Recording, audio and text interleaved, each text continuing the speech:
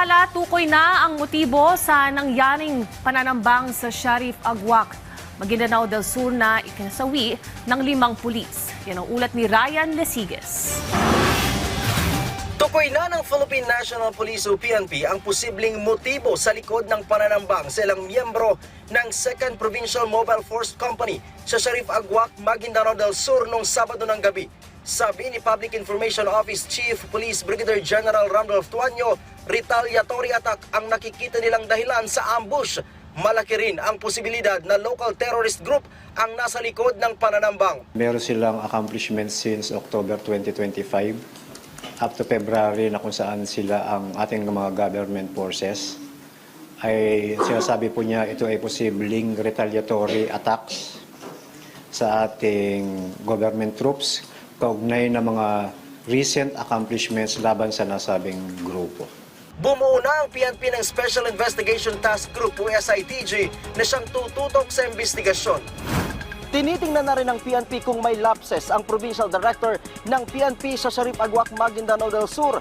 Dati daw kasing may substation sa lugar kung saan nangyaring insidente pero pinatanggal ito noong nakaraang taon kasabay sa pagupo ng Provincial Director sa nasabing lugar.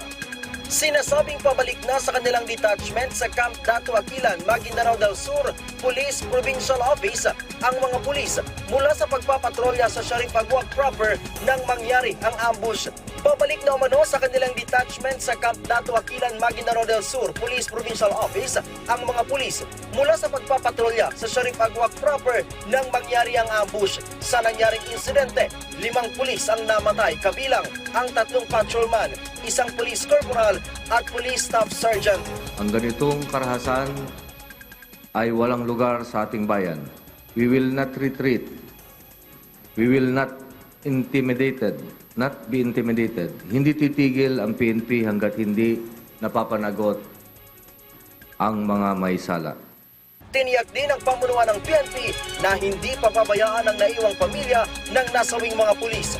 I have directed the Police Regional Office Bangsamoro Autonomous Region to ensure immediate and sustained support for the families of our fallen and wounded personnel.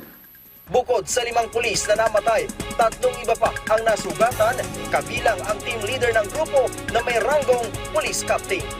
Ryan Lesiges para sa Pambansang TV sa Bagong Pilipinas.